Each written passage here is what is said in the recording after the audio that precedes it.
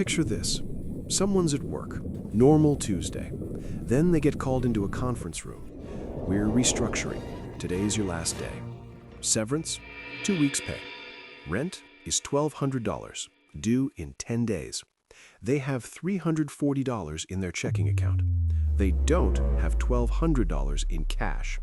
So they put it on a credit card, 22% interest. I'll figure it out. They don't figure it out. Here's what's actually happening in America right now. Someone makes $50,000 a year. Decent income. They're budgeting, they're trying to invest a little, they're doing what they're supposed to do. Then they lose their job. Layoffs. Didn't see it coming. Rent is due in 2 weeks, $1,200. They don't have it in cash. Credit card. Week 3, groceries, gas for job interviews, $400. Credit card. Week 6, still no job. Another month of rent. Credit card again. Now they're sitting on $3,000 in credit card debt at 22% interest. They finally get a new job, but now they're making minimum payments, $75 a month. The balance barely moves because the interest is eating everything. Meanwhile, their car's transmission actually dies. Not routine maintenance, dead transmission. $2,800. Back to the credit card. 6 months later, they've paid $1,500 toward that debt and still owe $4,200. Now, watch what happens to someone else. Same income, same layoff. They have 6 months of expenses saved in cash. Rent due? Transfer from savings. Handle it. Groceries, gas, covered. 3 months to find the right job instead of taking the first desperate offer? They can afford to wait. New job secured? Over the next 6 months, they rebuild what they used. Back to normal. Zero debt, zero interest paid. Crisis handled. That's the difference between financial anxiety and financial confidence. Here at Easy Finance, we turn financial anxiety into financial confidence, one video at a time. So if that sounds good to you, hit subscribe and let's learn together. So what actually is an emergency fund? It's money you set aside specifically for when life decides to destroy you. Unexpected, urgent, financial crisis level stuff. Think of it as your financial airbag. Here's what it looks like. A separate savings account, not your checking, separate. Inside, 3 to 6 months of your essential living expenses. Not your total income, not what you normally spend, just what you need to survive. Rent, groceries, utilities, insurance, minimum debt payments. That's it. Why? Because life throws curveballs.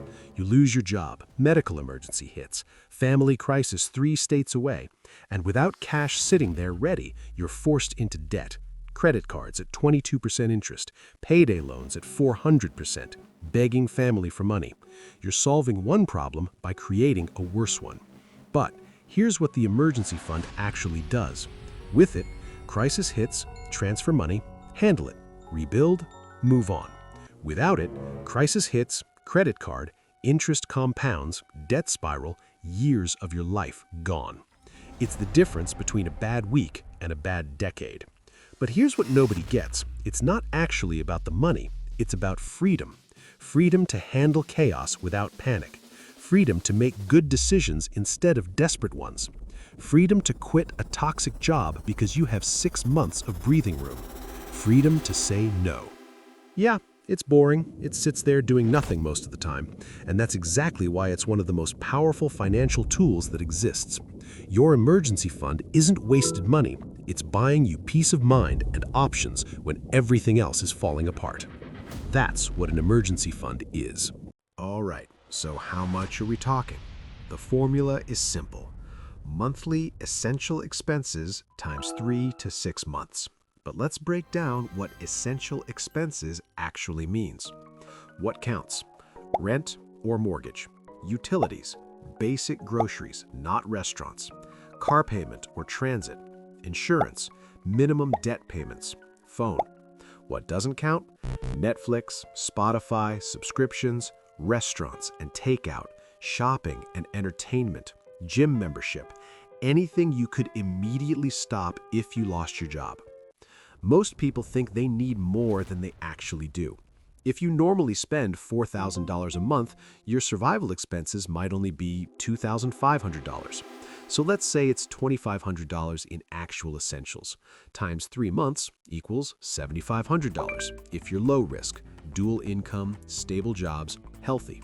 Times 6 months equals $15,000 if you're medium risk, single income, some dependents. Times 12 months equals $30,000 if you're high risk, self-employed, unstable income, sole provider. That's your number. Or you can use a number around this. So if you just calculated your number and you're staring at something like $18,000 while you've got $200 in your checking account, breathe. Nobody builds this overnight. This is a 2 to 3 year project for most people. But here's what's wild.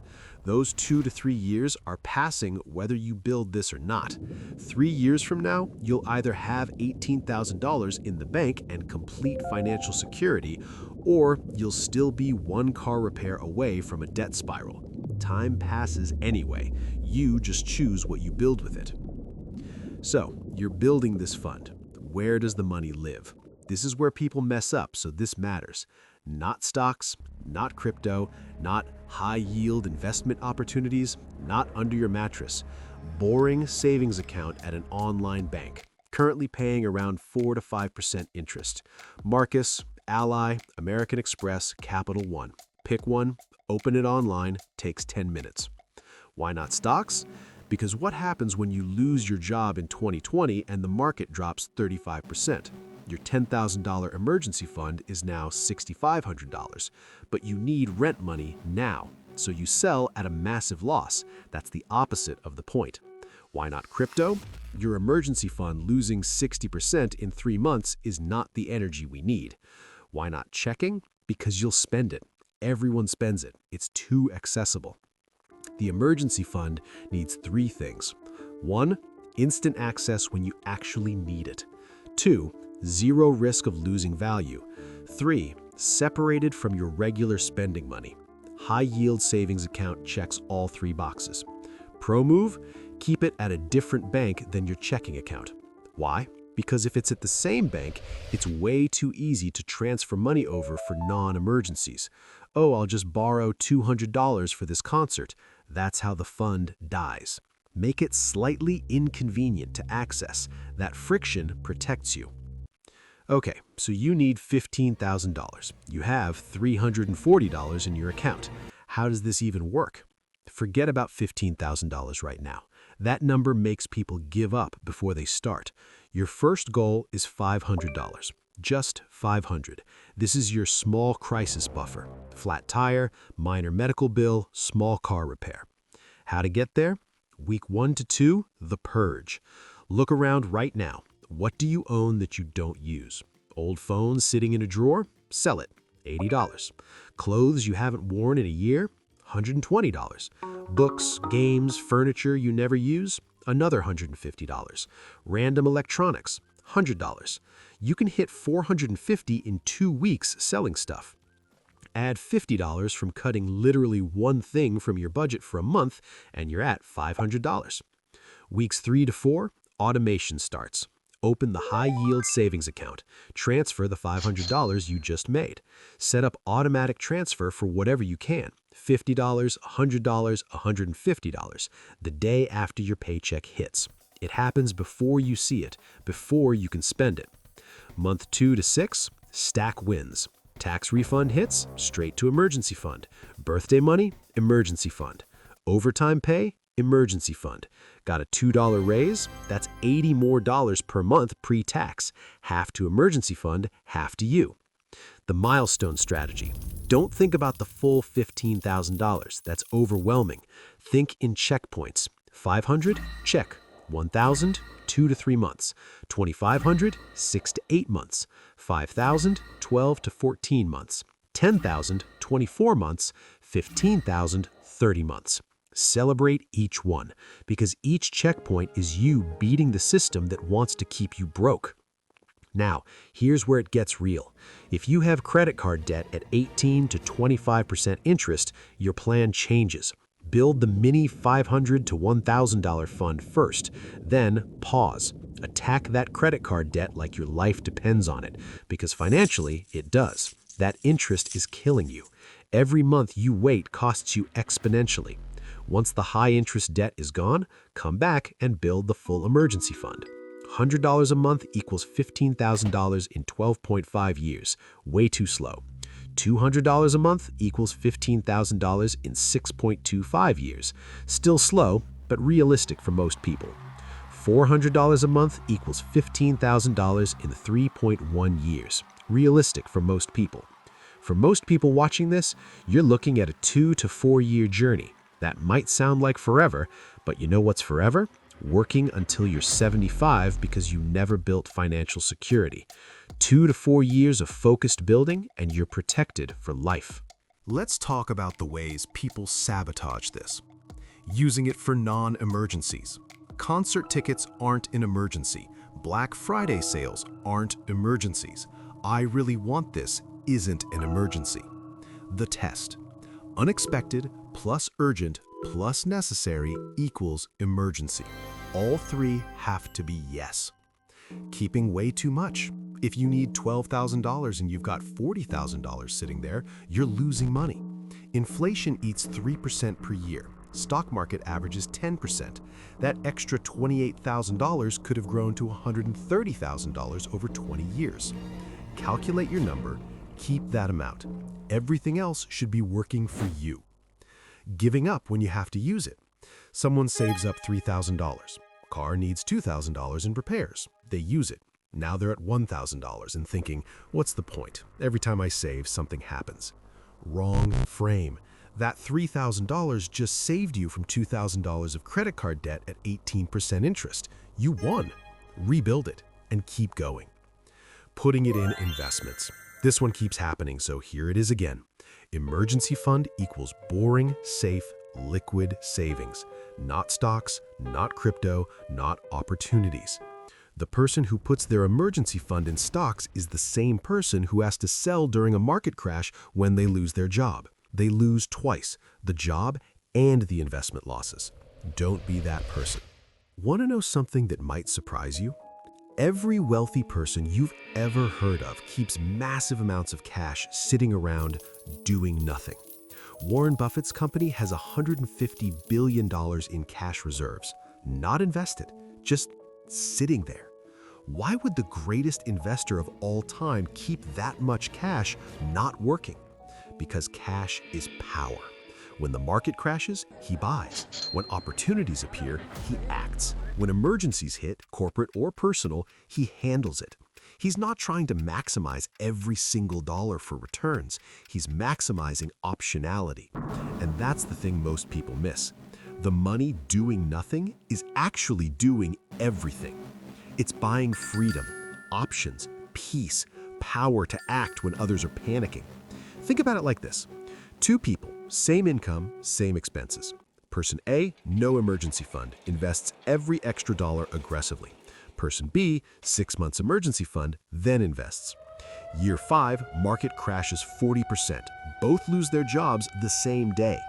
Person A has to sell investments at a massive loss to survive, locks in the damage, also goes into debt, takes 10 years to recover financially. Person B uses their emergency fund, doesn't touch investments, finds a new job in 4 months. Investments recover and grow, actually comes out ahead. The emergency fund protected the wealth building strategy. Without it, everything falls apart during crisis. With it, you survive and thrive. And here's the part that gets me.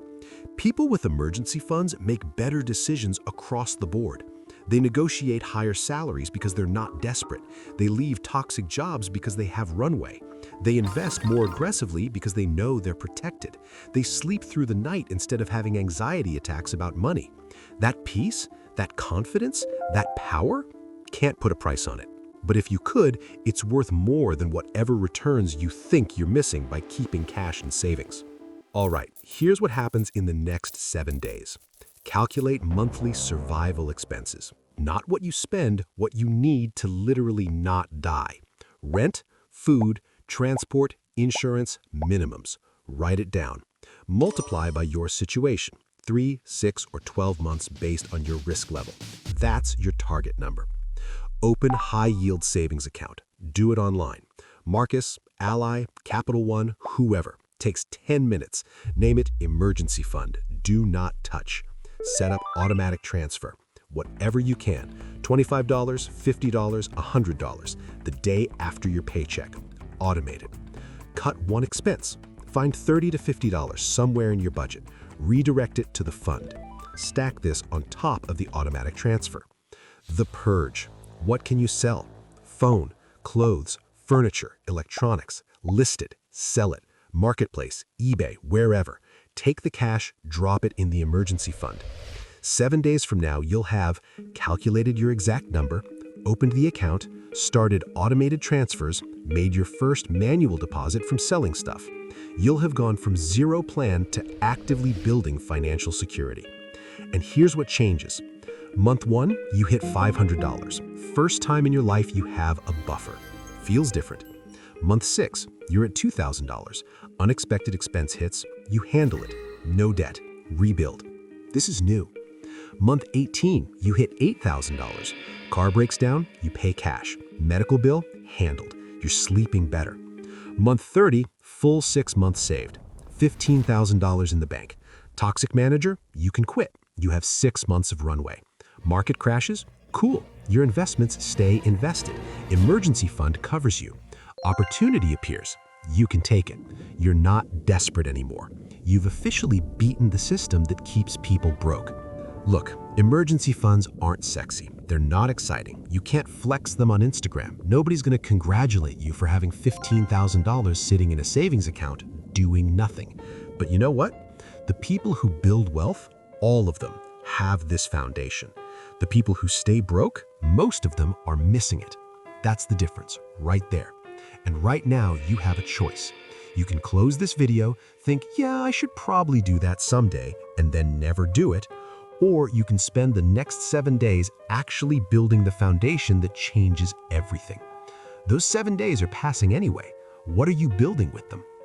If this made sense, hit that like button so more people can find it. Subscribe if you want more real financial content that doesn't sugarcoat things. Drop a comment with your emergency fund goal, even if it's just $500 by March. Putting it out there makes it real. And then go do the thing. Day 1 starts now.